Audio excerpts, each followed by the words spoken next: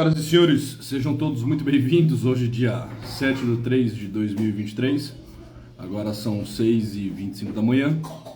Quero dizer que é uma alegria tê-los por aqui. Bom dia, Rejane. Bom dia, Aneli Amaral, Bru. Muito bem, Bárbara Mello. Excelente. Se estiver tudo ok aí com o vídeo, com o áudio, bom dia, Yara. Já avisem, por favor. Boa, legal. O Bruno tá por aí. E não é? Isso, dia 7. Hoje é dia 7, não é? O Bruno entrou. O Bruno entrou pra bagunçar minha live. Eu baguncei ontem o café com sêmio dele. O Dr. Bruno copiou o nome do meu programa, né? O meu é Café com Frankel, o dele é Café com Sêmio. Aí ontem eu entrei pra bagunçar o programa dele, o Café com Sêmio, que acontece todas as segundas-feiras. Salvo engano, às 8h30 da noite, né? 8h30, 9 horas da noite. E agora ele tá aqui bagunçando com o meu. Legal, muito bem. Ele quer falar sobre o porco de Lisboa. É um bom tema para Café com Frankel, viu? O tema do porco de Lisboa. O porco que foi assassinado. Assassinado em Lisboa. Tá, mas eu não vou permitir que ele atrapalhe aqui a nossa live, o nosso Café com Frankel. Essa dose semanal de cafeína espiritual. Então sejam bem-vindos, é bom tê-los por aqui. Como sempre, vou pedir para que vocês ajudem aos trabalhos que por aqui são realizados. Uma das formas de, por exemplo, divulgar aqui o nosso Café com Frankel é disparar o aviãozinho para as pessoas. Durante a live também, né, você pode printá-la, depois colocá-la aí nos teus stories, enfim, me marca por lá, tá bem? E aí você vai trazendo mais pessoas pra cá. Mas por hora, vai lá, dispara aviãozinho aqui, ó, tá. Aviãozinho, bota coraçãozinho pra live subir e vambora. Legal. Muito bem. Salve Fá, Rogério. Excelente, espero que todos tenham passado muito bem desde o nosso último encontro. Olha lá, o Águia Wood, né, quem quiser encomendar as melhores tábuas de carne, as melhores facas, né? Procure aí o pessoal do Águia Wood, fazendo aqui o meu jabá, porque eu acompanho o trabalho deles e os caras são bons mesmo, assim, é muito, muito bom. Vamos lá, então, Café com Frankel de hoje, eu quero falar sobre o neurótico. Viktor Frankl vai falar sempre, sempre, né? Vai falar com uma certa frequência de alguns tipos de neurose, né? A neurose obsessiva, a neurose de angústia, né? Hoje eu quero tratar a neurose em linhas gerais, em termos bem gerais. Não quero me demorar em apresentar um tipo específico de neurótico, né? Um tipo específico de neurose. Tratar da neurose de forma geral. É interessante que quando o Viktor Frankl está falando do neurótico, em linhas gerais, tá? Tal como eu estou pondo aqui, nós podemos pensar no imaturo, tá? Na pessoa hipersensível, na pessoa muito afetada ainda pelas suas paixões, a pessoa a quem lhe falta ainda a virtude da temperança, a virtude da prudência, uma pessoa que ainda não é capaz de autogovernar-se, né? Não tem esse autogoverno da vida. Então, o neurótico, ele acaba desenvolvendo traços de neurose, ele acaba entrando por esse caminho, justamente por não ter se comprometido com a formação do seu caráter, o desenvolvimento da sua personalidade, né? Tá lá, né? No reino dos imaturos. Exatamente, Bruno, é bem isso que você tá colocando por aí, né? Eu não queria citar aqui exemplos concretos, nomes, mas é exatamente isso. Então, quando ele vai falar do imaturo, o grande João Lee, meu amigo João Lee, quando ele vai falar do neurótico, nós podemos achar aqui uma correlação muito interessante com aquilo que comumente se fala sobre imaturidade, tá certo? Bom, eu quero tratar dentro da neurose de um ponto muito específico, que é a questão do medo. Nós podemos pensar no neurótico como aquela pessoa que não dispõe, porque não praticou, porque não se colocou nesse caminho, nesse itinerário, uma pessoa que não dispõe da virtude da coragem. né? O neurótico, entre outras coisas, ele é um medroso. Lhe falta a coragem e lhe sobra o medo. Tá? Interessante, tem um texto muito bom de Elizabeth Lucas, no livro Na Vida Fascinante, em que ela vai falar das 3 grandes patologias, né? Ela vai elencar 3 grandes patologias, o psicopata, o depressivo e o neurótico, e ela vai dizer o que falta a cada um desses, né? Por exemplo, ela vai falar que ao depressivo falta a esperança, ao psicopata falta a disciplina, e ao neurótico o que falta? Ao neurótico falta a coragem. Tá?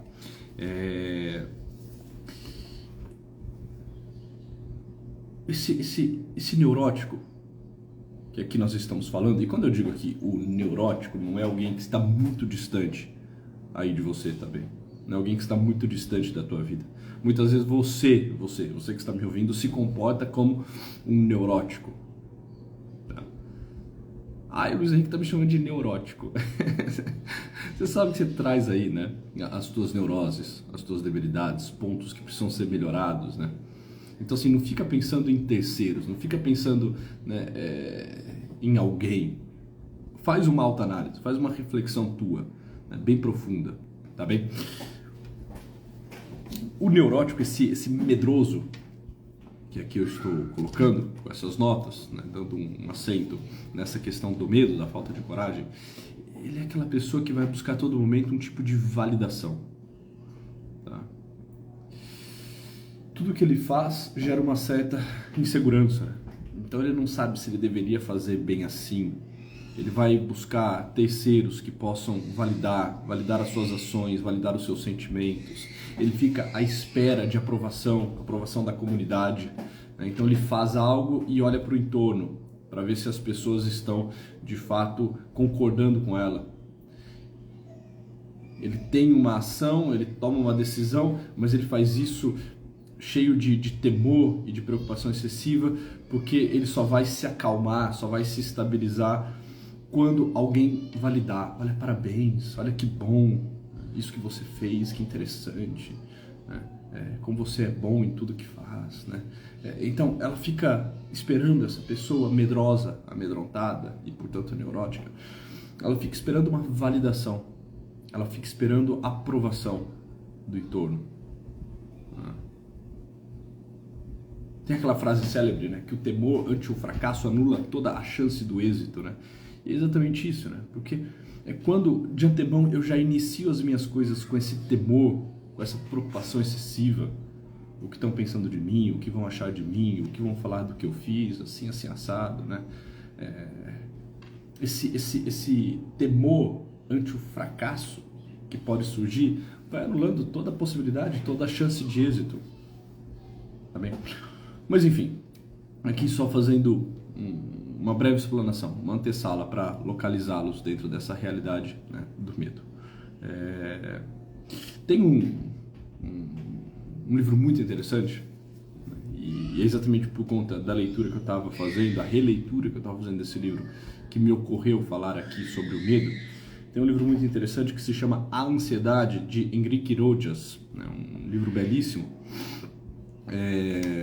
que temos, né, esse nós temos em português, né, muito embora ele seja, né, de língua espanhola, em que ele vai falar que esse medo, esse temor patológico, esse estado de neurose, como aqui nós estamos chamando, pode nascer por conta de algumas atitudes. Ele vai elencar várias atitudes. Dentre essas atitudes que ele elenca, ele vai elencar, eu quero colocar 2 que me parecem muito oportunas para essa nossa reflexão, são bem atuais para esse nosso tempo e certamente nós conseguimos encontrar, né, numa enormidade de pessoas.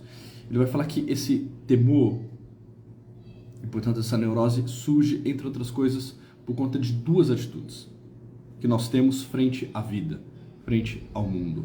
A primeira atitude é a atitude do hedonismo, né? O hedonismo, aquela pessoa que tem como bandeira fundamental uma máxima de prazer.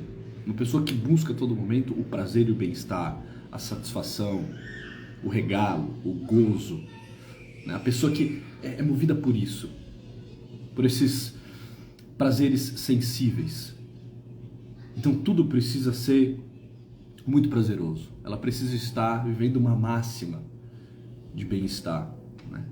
Ela deve ser feliz a todo custo. E felicidade é igual a afetação, a sentimentos, a validação do entorno. Ela quer ser feliz. E, evidentemente, que para ser feliz ela vai evitar toda forma de desprazer, de frustração. Portanto, ela vai evitar também todas as dificuldades, tudo aquilo que seja árduo, custoso e assim por diante. Essa é a primeira atitude, né? A atitude do hedonismo. Mas tem uma segunda atitude que comumente acompanha aqueles que estão nessa vivência hedonista, que é a atitude materialista.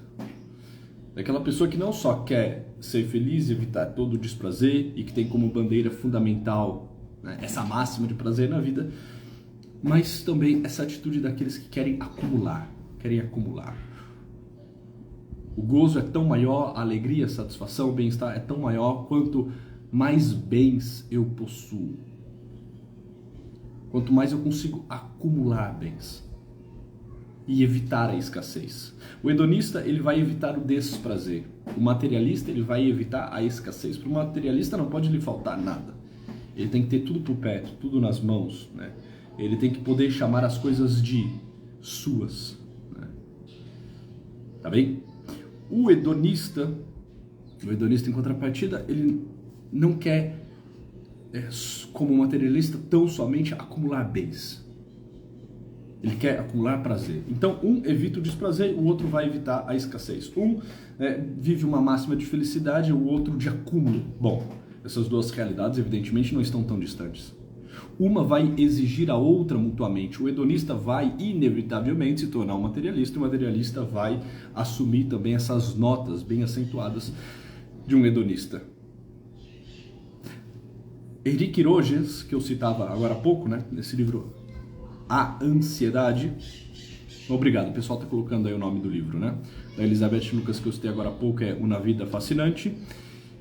Só tem em espanhol. E do Henrique Rojas é A Ansiedade, tá? Simples assim. Esse Ansiedade eu acho que você só vai encontrar em sebos, tá bem?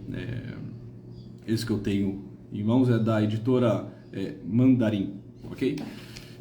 O Henrique Rojas falou, bom, hedonismo, materialismo, entre outras atitudes, vai fazer com que surja um novo homem nessa nova sociedade, nesse tempo atual, odierno, moderno no qual nós estamos, né? Que homem é esse que surge? É um homem embotado. É um homem embotado. É um homem repleto de coisas, porque é um materialista, repleto de coisas, porque é um hedonista, mas vazio interiormente. Possui muitos bens, tem muita história para contar, caça prazeres, ele vive a caça de prazeres, então ele possui exteriormente muitas coisas, muitos feitos nesse sentido, só que interiormente ele é vazio, interiormente ele está oco, interiormente o que ele tem é um temor excessivo, de alguém que não se tem nas mãos. Um temor de alguém que não sabe muito bem quem ele é. Porque quando ele olha para fora vê coisas, mas quando ele olha para dentro ele não encontra nada.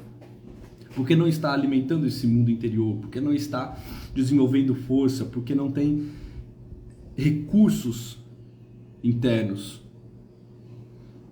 E se os tem, evidentemente, os subutiliza, não os desenvolve, não os planifica, não os acessa, tá? Surge então esse novo homem. Um homem repleto de coisas, mas profundamente embotado, porque está vazio por dentro. É uma sociedade infantilizada, entende? É uma sociedade amedrontada. As crianças são assim.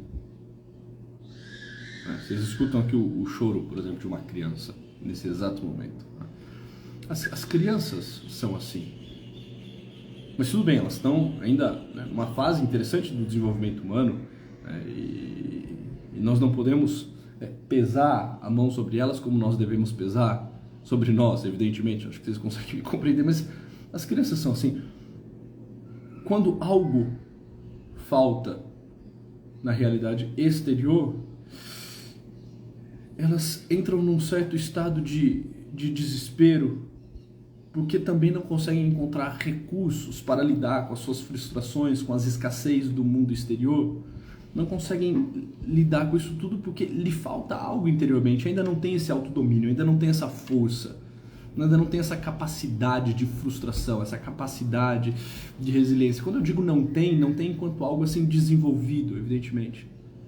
Porque, é claro, né, é algo especificamente humano e algo constitutivo da pessoa humana. Então, quando eu digo não tem, né, eu não estou assim, fazendo uma fala que busca uma perfeição dentro do campo aqui antropológico, porque se fôssemos fazer isso, né, precisaríamos fazer todo um estudo prévio e não é o caso do Café com Frank. Então, uma criança, quando percebe que algo no mundo exterior lhe falta, quando ela percebe uma escassez, a mãe que se ausenta, o brinquedo que lhe foi tirado, a comida, né, que ela gostaria e não lhe foi ofertada, no lugar foi ofertada uma outra. A criança, quando ela é colocada diante da escassez, diante da frustração, o que ela faz? Ela abre o berreiro, ela entra em desespero, ela se apresenta muito fragilizada, amedrontada. E esse é, infelizmente, um quadro que se assemelha e muito com a vivência de muitos adultos. Pessoas medrosas, assustadas, que quando estão diante de algo novo, assim, não sabem muito bem o que fazer, que não tem coragem de se expor a situações, que não tem a coragem de caminhar na direção das dificuldades, daquilo que é árduo, daquilo que é custoso, daquilo que é penoso, entende? E aí vira um negócio bem inconsequente, né? Porque assim, lá para as tantas, a pessoa parece que tem um ato de coragem na vida. E me lembro aqui de um caso que há um tempo eu atendi na clínica, né? Já conto para vocês. Lá para as tantas parece que a pessoa tem um ato de coragem na vida. Não, olha, essa pessoa, ela era, né, meio infantilizada, ela era amedrontada, mas agora ela agiu com coragem. E o que ela fez? Ela fez um grande ato.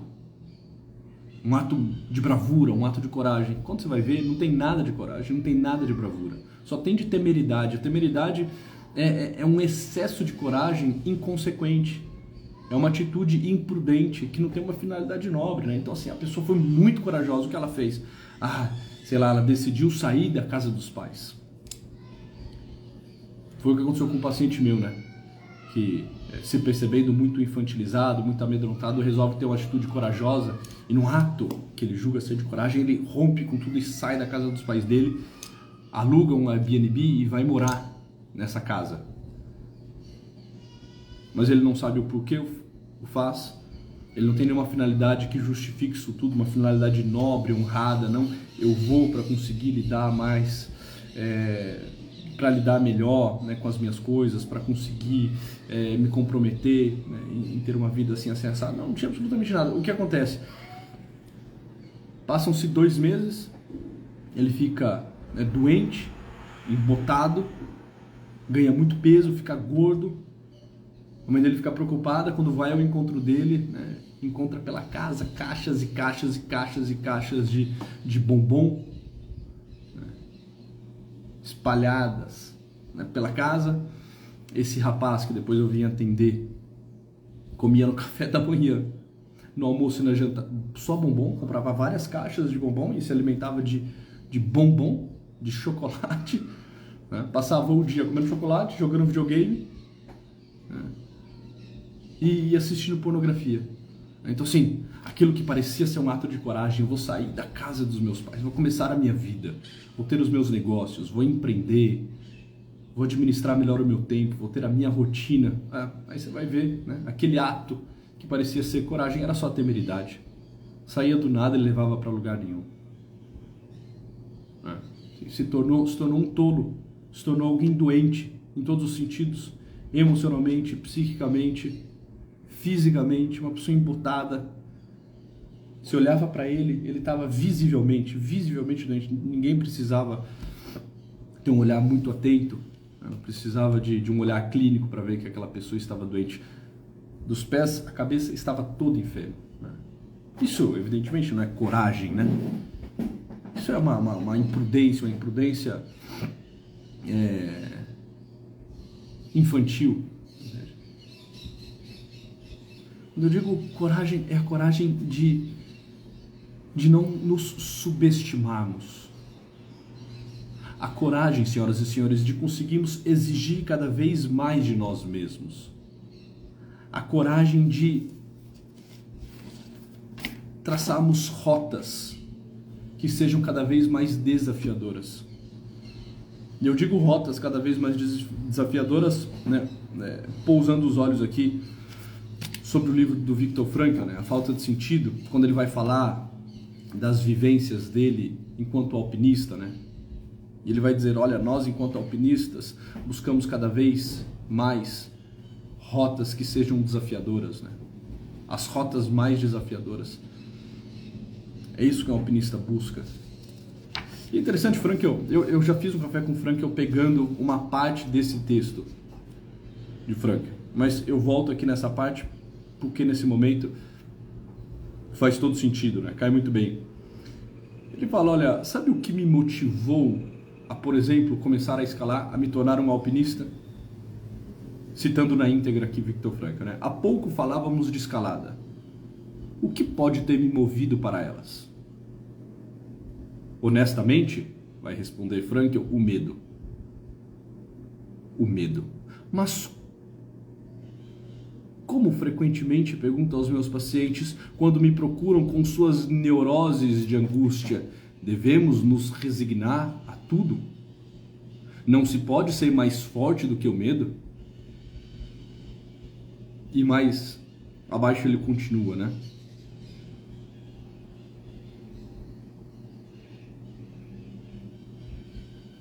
E da mesma forma, eu também me perguntei, diante do meu medo de escalar, quem é mais forte? Eu ou o imbecil que há em mim? Eu também posso enfrentá-lo. Existe algo no homem que eu, certa ocasião, designei como poder de resistência do espírito diante dos medos e fraquezas da alma, né?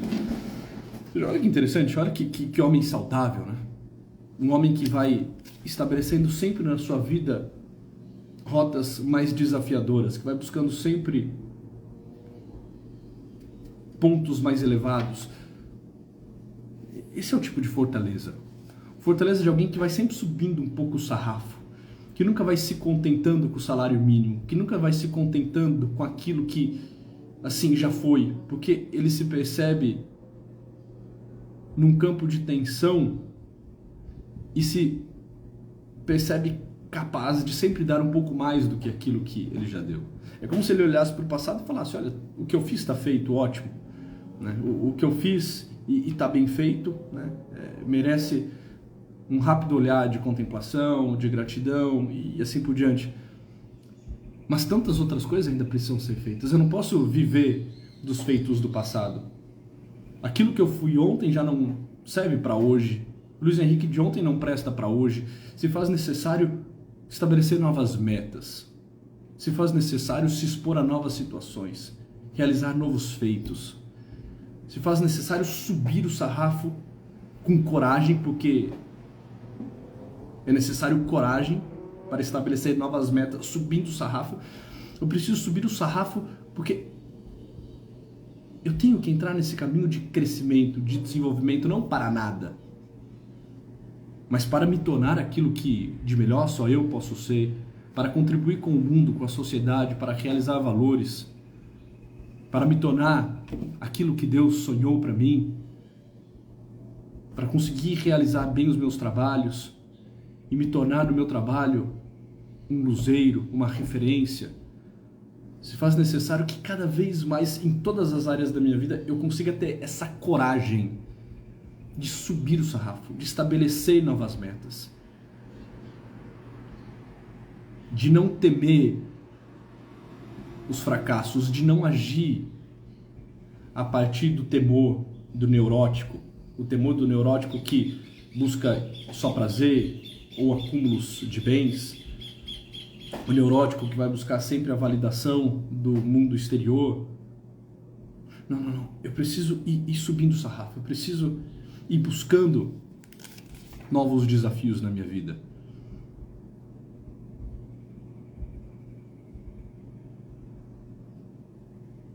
Olha que interessante, né?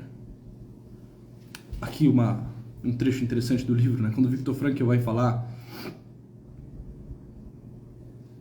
que o entusiasta pelo alpinista não está interessado somente nas necessidades criadas artificialmente, mas também nas possibilidades, e precisamente na medida em que ele deseja descobrir onde estão os ditos limites da possibilidade humana, ele quer explorar esses limites, ou seja, explorar os nossos limites, explorar as nossas potências. Exatamente buscar a nossa máxima estatura, buscar uma nova estatura, como está dizendo a Lucy Meire. Porque senão a gente vai assim atrofiando, se a gente vai se subestimando, se a gente vai agindo nesse mundo pautado no medo, se a gente vai se contentando com aquilo que já foi e fazendo disso, né, o lugar da nossa morada, a gente se perde. A gente não se desenvolve, a gente não cresce. Estabelecer sempre rotas desafiadoras é para nós um convite. Estabelecer sempre rotas desafiadoras é para nós uma grande de uma missão. Eu deveria fazer os meus balanços mensais, bimestrais, trimestrais, semestrais, que sejam. Nesses balanços eu deveria sempre encontrar um crescimento em algumas áreas. Esse seria o ideal. Opa, peraí, deixa eu fazer aqui um balanço de como vão as coisas na minha vida. Deixa eu fazer um balanço de como vai o meu trabalho. Eu preciso estar, não necessariamente trabalhando mais, mas eu preciso estar trabalhando ao menos com mais intensidade. Eu preciso ter adquirido novas habilidades. Deixa eu ver como está a minha vida familiar. Eu preciso ser um pai muito melhor do que eu fui no semestre passado. Um esposo muito mais atento, dedicado e carinhoso do que eu fui na semana passada. Deixa eu ver como que está aqui a minha vida de oração. Deixa eu ver como que está, né, a minha vida social. Eu preciso ser um amigo ainda melhor. Eu preciso estar à disposição daqueles que me convocam. Entende? E sempre subindo um pouco o sarrafo. Desenvolvendo novas habilidades. Desenvolvendo novas virtudes. Vencendo os antigos vícios. Precisa ser um caminho ascendente. Porque se nós não estivermos subindo, nós estaremos despencando. Não tem estabilidade nesse mundo. Não tem estabilidade nesse mundo. Existe como que uma lei da gravidade que atua sobre nós. Não só na realidade física, evidentemente, porque na realidade física nós conseguimos ver, né? Eu solto essa caneta e ela simplesmente despenca. Mas existe uma lei da gravidade que atua sobre nós também existencialmente, espiritualmente. E essa lei da gravidade nos mostra o seguinte: se eu não estiver progredindo, subindo, eu estou necessariamente, certamente, caindo e despencando. Eu nunca paro. Eu nunca paro. Ou é um caminho de subida, progresso, ou é um regresso. Ou é uma comédia, ou é uma tragédia. Não tem ponto de parada. Não tem aquele ponto em que as coisas se estabilizam. Não, eu vou me lançar para cima, eu vou conseguir grandes coisas, eu vou me tornar algo que o valha, e se lá para as tantas eu resolver parar, eu fico estabilizado lá naquele lugar que eu cheguei. Não. Assim como essa caneta, quando chega no seu ponto alto, não fica parada, mas começa a despencar, assim também nós. Quando chegamos naquele nosso ponto alto, nós não paramos nele. Nós começamos a despencar. Por isso sempre se faz necessário uma força de subida, uma força de ascensão. De uma pessoa que olha para a vida como um esportista, que vai olhar para a sua prática esportiva, que vai olhar para o esporte e vai perceber que sempre tem algo que pode ser aperfeiçoado. Digo isso porque eu estava falando do sarrafo, né? O sarrafo que precisa ser levantado, né? Essa ideia de subir o sarrafo, aquela pessoa que consegue saltar com êxito o sarrafo que foi posto naquela altura, né? Suponhamos que lá para as tantas, né? A pessoa que faz, né, o salto com vara, tenha conseguido atingir uma altitude de 5 metros. Ela vai olhar para aqueles 5 metros e vai falar, muito bem, se eu saltei 5, agora eu quero saltar 5,30. Se eu saltei 5,30, agora eu quero ir para 5,50, agora eu quero ir para 6, agora eu quero ir para 6,5, agora eu quero ir para 7. Ou seja, se eu superei aquela etapa, se faz necessário que uma nova etapa se inicie. Para quê? Para que eu não fique me subestimando, para que eu não fique aqui na mediocridade, para que eu não fique parado, para que eu não me contente com o pouco. Isso eu já consegui, agora o que eu posso mais? O que eu posso dar mais no meu trabalho? Me escreveram, e eu vou terminando com isso, tá bem, senhoras e senhores? Me escreveram, né, na caixinha, acho que foi ontem, antes de ontem, né? Não, foi ontem, certamente foi ontem. O meu patrão me deu uma chance, ele disse que iria me demitir, mas me deu um tempo, mas eu não sei o que eu faço, parece que nada está bom, entende? Eu respondi à pessoa, né? Respondi, olha, se ele quisesse, ele já teria te demitido, essa é a verdade, né? Se ele te deu uma chance, é porque ele acredita que você pode fazer algo ainda, pois bem, faça. Mas assim, sem ficar com muita pena de você mesma, sem ficar com muito dedo. Se tem algo que de fato pode ser feito, se isso é justo, se isso é virtuoso, se isso é um caminho de desenvolvimento pessoal, faça. Chegue um pouco mais cedo, saia um pouco mais tarde, faça um curso profissionalizante, entende? Busque as pessoas que desenvolvem bem os seus trabalhos e cole nelas, copie elas, fique emulando elas. Tenha a humildade de perguntar para elas como elas fazem, para que você também possa fazer melhor no teu trabalho. Ou seja, essa mentalidade medíocre do homem temeroso, do homem neurótico, como falávamos no começo, tem sido, entre outras coisas, um dos grandes problemas que nós temos enfrentado no campo corporativo. Quantas e quantas pessoas que eu converso, quantos e quantos, assim, empresários, donos de negócios, e assim, negócios desde, né, grandes empresários que tem lá 500, 600 colaboradores, funcionários, até o jardineiro que veio aqui em casa, né? O jardineiro que veio aqui em casa semana passada, meu grande amigo, Misael, tenho um carinho muito grande por ele. Ele falou, olha, eu falei, puxa, Misael, você demorou tanto, né, para vir, vai fazer uns 2 meses e meio que você não aparece por aqui para fazer a poda, para fazer a manutenção, o que se passa? Ele falou, olha, se passa que eu não consigo encontrar pessoas. Eu falei, não consigo encontrar pessoas. Ele me disse isso na semana passada, na quinta-feira passada. Ele falou, olha, nós estávamos fazendo, por exemplo, um jardim, e eu disse para o rapaz que trabalha comigo, agora que você terminou de cortar a grama, né, vem rastelando. Ele pegou e ficou bravo, falou, o que você está achando? Você acha que eu tenho que fazer tudo nesse serviço? Né? Ou eu corto ou eu rastelo, as duas coisas eu não posso fazer. Eu falei, então, ele me dizia, o Misael me dizia, olha, eu não encontro pessoas, eu gostaria de ter 2, 3 equipes. Eu tranquilamente hoje poderia contratar, né, mais 5, 6 funcionários, porque tem tido muita demanda, né? Até por conta das chuvas, tem muitas pessoas aí que estão com a grama alta querendo fazer uma poda, querendo fazer, né, um cuidado no jardim. Ele falou, eu conseguiria contratar 5, 6 pessoas, montar pelo menos mais 2 equipes para ficar na rua. Ele falou, mas eu não encontro pessoas. Ele falou, eu não encontro pessoas. Elas não querem ser cobradas, elas não querem aprender, elas não querem acordar cedo. Ele falou, eu passo com o meu carro para pegar os funcionários, né? Quase todos os dias, quando eu passo, eles ainda estão na cama, ainda estão dormindo. Então imagina assim, ó, que isso?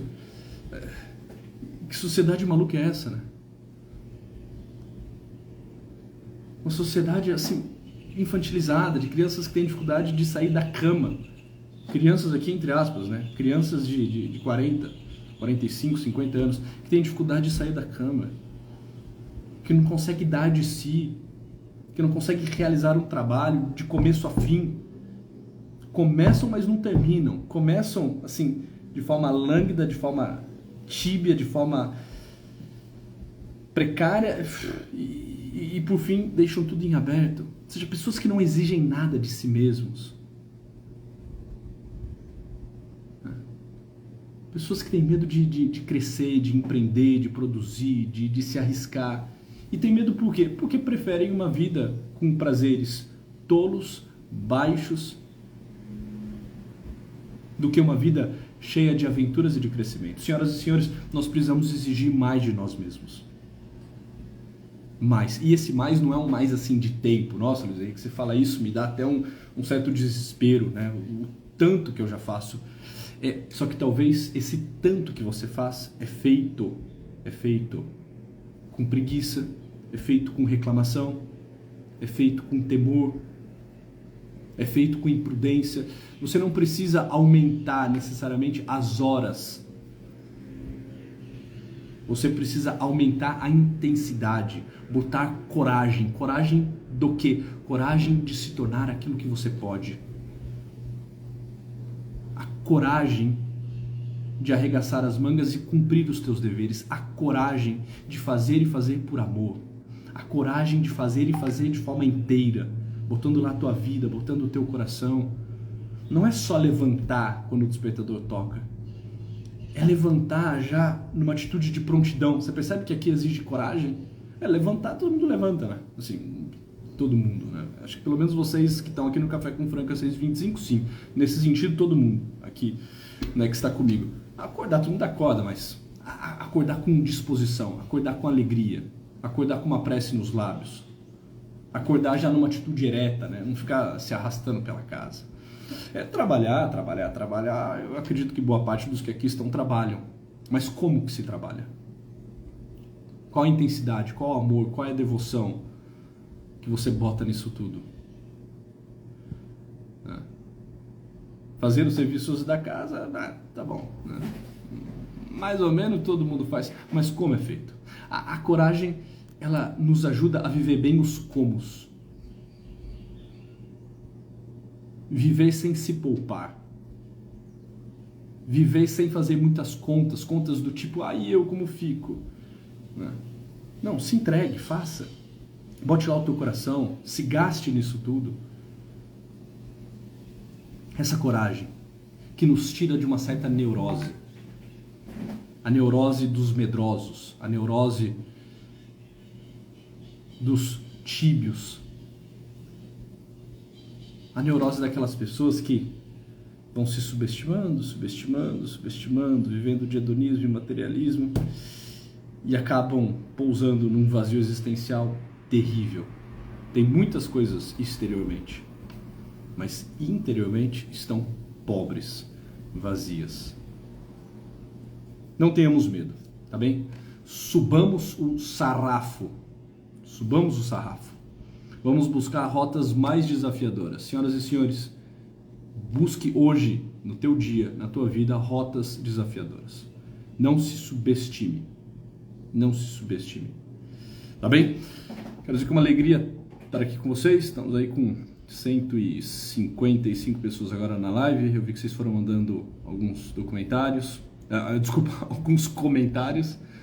Esse é um dos motivos pelos quais eu não fico lendo os comentários, né? Enquanto eu falo.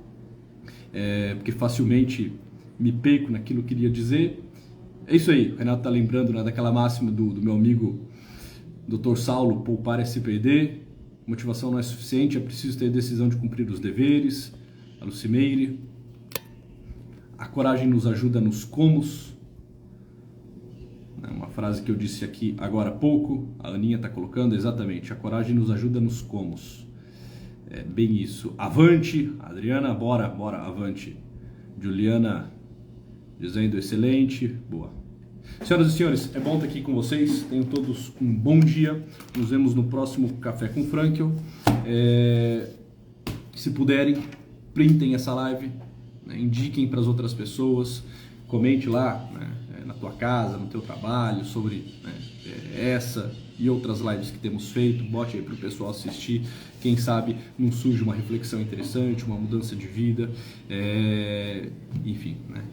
Leve isso tudo adiante. Agradeço pelo carinho, agradeço pela presença de vocês, pela constância, pela assiduidade de vocês aqui no Café com Frank. Fiquem com Deus. Tchau.